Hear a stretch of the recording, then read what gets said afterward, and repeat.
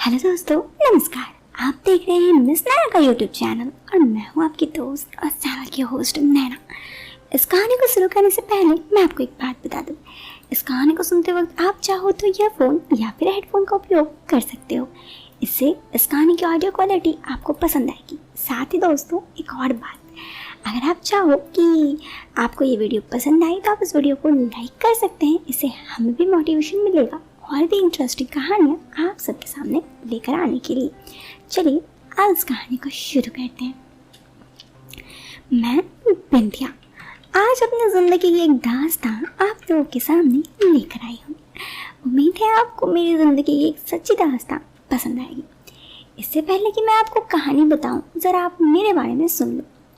मैं एक सिंपल सी साधारण सी औरत हूँ। मेरी शादी को हुए अभी करीब 5-6 साल हो चुके हैं। मेरे पति बाहर रहते हैं काम के सिलसिले में और अक्सर एक महीने में आते हैं, कभी कभी 15 दिन में भी आ जाते हैं। यहाँ पर मैं अपने सास ससुर के साथ रहती हूँ। मेरी एक बेटी भी है। अब मैं आपको अपनी ज़िंदगी की एक दास्तां बताती हूँ जो कुछ ही दिन पहले की है। अब दोस्तों, हुआ यूँ कि आप लोगों को तो पता ही है कि पिछले साल किस तरह अचानक से लॉकडाउन लग गया, तो मेरा शौहर वापस काम से आ नहीं पाया और गांव में और वो शहर में ही रह गए, जैसे कि मैंने उन्हें बताया था। लेकिन अब वो सरकारी दफ्तर में तो काम करते नहीं थे, इस वजह से पैसे उन्हें मिल नहीं रहे थे, रोजी रोटी कुछ नहीं थी। तो ऐसे में पैसे की बहुत तंगी होने लगी। करीब 15 दिन इसी तरह से गुजर गए। लेकिन जब पैसे से दिक्कत ज़्यादा होने लगी तो हमने सोचा कि एक काम करते हैं। यहाँ पे एक आदमी था, वो पैसे दूसरों को लोन पे देता था, मतलब कि आप अभी पैसे ले लो और बाद में लोन चुकाना है। अब मेरे पास घर पे खाने वाने के भी पैसे नहीं थे, सास ससुर भी थे। मैंने अपने पति से बात की, मेरे पति को भी कुछ पैसे चाहिए थे, उन्हें भी पैसे की काफ़ी दिक्कत हो रही थी। तो उन्होंने कहा कि एक काम करो, तुम वहाँ से लोन में कुछ पैसे ले आओ और फिर बाद में जब सब कुछ ठीक हो जाएगा लॉकडाउन, तो मैं पैसे वापस भेज दूंगा। मैंने कहा हाँ, ये सही रहेगा, क्योंकि पैसों की तो काफ़ी दिक्कतें हो ही रही थी। तो दोस्तों, मैं ये सब सोचकर वहाँ पे गई और उस आदमी से पैसे उधारी पे ले आई। इस तरह से पैसे की किल्लत तो ख़त्म हो गई। करीब 2 महीने तक सही रहा, लेकिन स्थिति सुधार में नहीं आई। भले ही लॉकडाउन खुल गया था, लेकिन मेरे पति का काम सही से नहीं हो रहा था। उन्हें पगार भी नहीं मिल रही थी कि वो पैसे दे पाए। अब पैसे यहाँ पर हमें और नहीं मिल रहा था। मेरे पति अपने आप का तो मैनेज कर ले रहे थे, लेकिन यहाँ पे पैसा नहीं भेज पा रहे थे। तो मैंने अपने पति को कहा कि ठीक है, मैं यहाँ पे कुछ करके पैसे जुगाड़ कर लेती हूँ, आप अपना देख लो। मेरे पति ने कहा ठीक है, तुम कोई दिक्कत होगा तो मुझे बताना। मुझे पता था दिक्कतें तो यहाँ पे आएंगी, लेकिन मेरे शौहर तो खुद वहाँ पे परेशान थे, तो उन्हें क्या बताती, इसीलिए मैं उन्हें कुछ न बताई। अब यहाँ पर ऐसे ही करीब कई महीने बीत गए। पैसों की किल्लत में मैं कई बार जाके उस आदमी से पैसे ले आई। इस तरह काफ़ी दिन बीत जाने के बाद अब मुझे पता था कि पैसे की ज़रूरत तो है, और उस आदमी से इतना बार पैसे लिए हैं, उसके कर्ज कैसे चुकाऊँ। मैं इन सब चीज़ों से काफ़ी परेशान हो गई। दोस्तों, ऐसा नहीं था कि उस आदमी से सिर्फ कर्ज मैंने लिया था। आसपास यहाँ पे सब कोई उस आदमी से कर्ज लेता था और जाके पैसे चुकाता था। तो उस आदमी का एक दुकान था जिससे मैंने कर्ज लिया था। एक बार की बात है, मैं उसके दुकान में गई और फिर उससे जाकर कुछ पैसे मांगे। इस पर उन्होंने कहा कि बिंदिया, पैसे तो लेती जा रही हो, वापस कब करोगी। मैंने कहा बहुत जल्दी। उसने कहा ठीक है, जल्दी कर देना, तुमसे कई दफ़ा पैसे मांग चुका हूँ मैं। मैंने कहा हाँ, मैं 1 महीना में कर दूँगी, आप बस 1 महीना तक का पैसा दे दो। दोस्तों, उसके बाद 1 महीने तक में वो पैसे मैं 3 से 4 बार जाकर उनसे ले आई, लेकिन पैसे नहीं दे पा रही थी उन्हें। इसी बीच मेरे पति का भी एक बार तबीयत ख़राब हो गया। मुझे अचानक से बहुत पैसों की ज़रूरत पड़ गई। मैं दुकानदार से जाके पैसे ली तो उसने कहा अब तो मैं दोबारा पैसे नहीं दे सकता, तुम पहले ही इतना पैसे ले चुकी हो और पैसे दे भी नहीं रही हो, और कितने पैसे दूँ।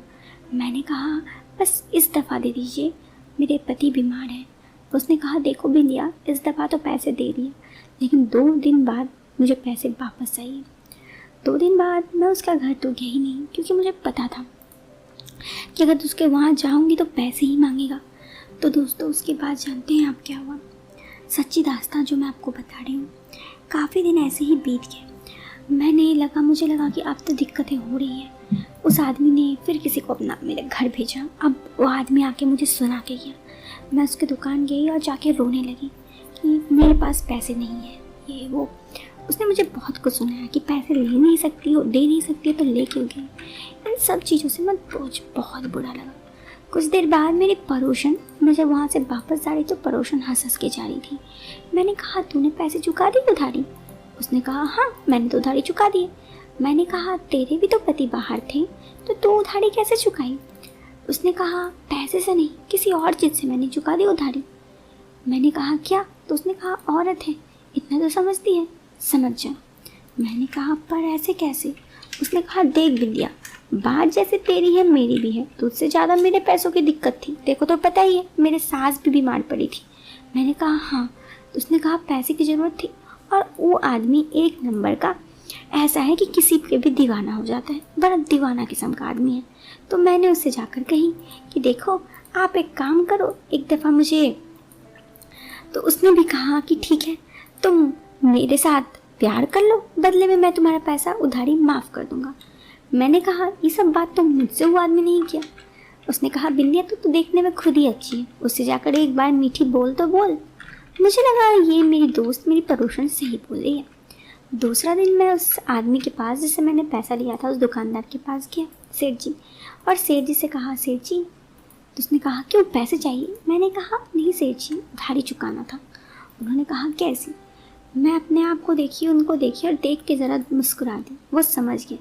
मैंने कहा देखिए अब मैं ऐसे पैसे तो नहीं चुका सकती, लेकिन पैसे के बदले जो आप चाहो वो ले सकते हो। उनके बातों पर, मेरे बातों पे वो समझ गए। उन्होंने भी मुस्कुरा दी और कही वाह, अब तो बिंदिया लगती है समझदार हो गई। मैंने कहा मैं तो पहले से ही समझदार हूँ, आपने ही कुछ नहीं कहा था। दोस्तों फिर क्या था, उस आदमी ने मेरी बातों को सुन लिया और मैं उसके साथ थोड़ी देर के लिए उसके पीछे जो गलियाना था वहाँ पे गई, थोड़ा देर उसके साथ समय बिताई, फिर आ गई। उसने मुझे ऐसे ही 5-6 बार बुलाई, फिर मेरे पैसे भी चुकता हो गए। अब तो ऐसा था कि हर महीने में उसी के पास से जाके पैसे ले आती। मेरे पति को मैंने कहा कि यहाँ पे मैं काम कर रही हूँ दूसरे के घर पे, जो पैसे आते हैं वो आपको भेज देती हूँ। इस चीज़ से मेरे पति भी खुश हो गए। अब मेरे को मेरे पति का भी चिंता ना था और घर भी सही से चल रहा था। इसी तरह मैंने पैसे लेकर उधार भी चुका दी। दोस्तों ये थी मेरी ज़िंदगी की दास्तान। आपको कैसी लगी आप मुझे कमेंट बॉक्स पे कमेंट करके ज़रूर बताना। इंटरेस्टिंग लगी हो तो वीडियो को लाइक करना। टिल देन मिलते हैं फिर एक नए वीडियो में एक नया इंटरेस्टिंग टॉपिक के साथ। तब तक के लिए बाय, टेक केयर।